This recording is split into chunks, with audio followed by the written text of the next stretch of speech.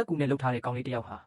သူ့ရဲ့ကတ်ထုပြားဘဝကြီးပျက်စီးတော့မဲ့အတိုင်းတောအုပ်ထဲမှာအစွမ်းကုန်ပြေးလွှားနေပါတယ်။ဘာလို့လဲဆိုတော့တကယ်လဲပျက်စီးတော့မှမို့လို့ပါ။စိတ်ဆိုးနေတဲ့အင်းဆက်ပိုးကောင်တစ်ကောင်ကသူ့နောက်ကိုအပြေးဝလိုက်လံအမဲလိုက်နေပါတယ်အေးဆက်ပြီးမှောင်မိုက်တဲ့ညထဲမှာတန်တရားဖြစ်เสียကောင်းလောက်အောင်မြန်ဆန်တဲ့အချိန်နဲ့ပြန်တန်းလိုက်လာတာပါသူဒုက္ခရောက်ပြီလို့အထင်မှာပဲတစ်ပင်တွေကြားထဲမှာပုံကွယ်နေတဲ့တက်တောင့်တက်တာရှိမဲ့တစ်သားအိမ်လေးတစ်လုံးကို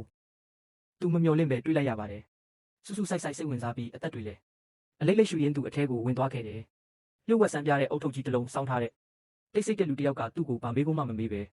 စုပ်ပြုတ်ပူပူတပကံချကျွေးပါတယ်။ကောင်လေးကတွန်းဆုပ်နဲ့နွေထွေးတောက်နေရင်မော့အကြည့်မှာတော့စွန့်သွားခဲ့တယ်။မျက်နှာကျက်မှာပန်းတွေပွင့်ဝင်နေပြီးဒါစင်နဲ့ချီတဲ့ပန်းတွေ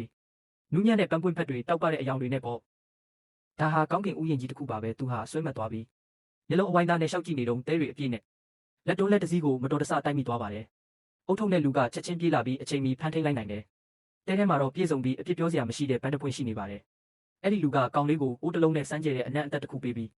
သူ့ရဲ့ကိုယ်ပိုင်မျိုးစေ့ကိုစိုက်ပျိုးခွင့်ပေးခဲ့တယ်။ကောင်လေးကနေတိုင်းရေလောင်းပြီးဒါဟာထူးခြားတဲ့အရာတစ်ခုအဖြစ်ကြီးထွားလာလိမ့်မယ်လို့မျှော်လင့်ချက်တွေအိမ်မက်တွေနဲ့စောင့်ဆိုင်နေခဲ့ပါတယ်။ဒါပေမဲ့တရက်မှာတော့ပန်းတွေကတောင်းတစ်လုံးနဲ့ရောက်လာပြီးသူ့အိုးအပါဝင်အိုးတိုင်းတဲကပန်းတွေကိုလိုက်ခူးပါတော့တယ်။ကောင်လေးရဲ့နှလုံးသားကြေကွဲသွားခဲ့တယ်။ဒေါသတကြီးနဲ့သူဟာတခြားအိုးတွေကိုရိုက်ခွဲပစ္စည်းတွေကိုတွန်းလှဲပြီးငိုတာကိုမရက်နိုင်တော့ပါဘူး။အဲ့ဒီလူကသူ့ကိုမျိုးစေ့အစ်စ်တစ်ခုထပ်ပေးတဲ့အချိန်မှာတော့ကောင်လေးကဒေါသထွက်နေတော့မဲ့ဖြစ်ပြီးအဲ့ဒီလူအမျက်နှိုးဆုံးပန်းပွင့်ကိုခြေထောက်နဲ့နင်းချီပစ်လိုက်ပါတယ်။အဲ့ဒီနောက်ဆုံးခြေလမ်းနဲ့အတူပန်းတဲ့ကြီးဟာပျောက်ကွယ်သွားခဲ့တယ်။ထိတ်လန့်သွားတဲ့စက်ကူကောင်လေးဟာ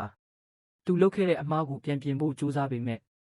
ပန်းပွင့်ဖက်တွေကပြန်မလာတော့ပါဘူး။ဘယ်အရာကမှပြန်ပြင်လို့မရတော့ဘူး။ဒါကြောင့်လေးလံတဲ့လက်တွေမျက်ရည်ပြည့်နေတဲ့မျက်ဝန်းတွေနဲ့တူသူဟာပြုတ်ကျနေတဲ့အုတ်ထုပ်ကိုကောက်ဆောင်ပတောင်းကိုလွှဲပြီးဒီတာဝန်ကိုသူကိုယ်တိုင်ပဲလွှဲပြောင်းရယူလိုက်ပါတော့တယ်။အဲ့ဒီနေ့ကစပြီးစက်ကူကောင်လေးဟာမျိုးစေ့တွေကိုရေလောင်းနှလုံးသားတွေကိုကုသပေးပြီးဂယုစိုက်ခြင်းရဲ့တကယ်အတိတ်ပဲကိုတင်ယူရင်းပန်းတည်အစ်စ်ဖြစ်လာခဲ့ပါတယ်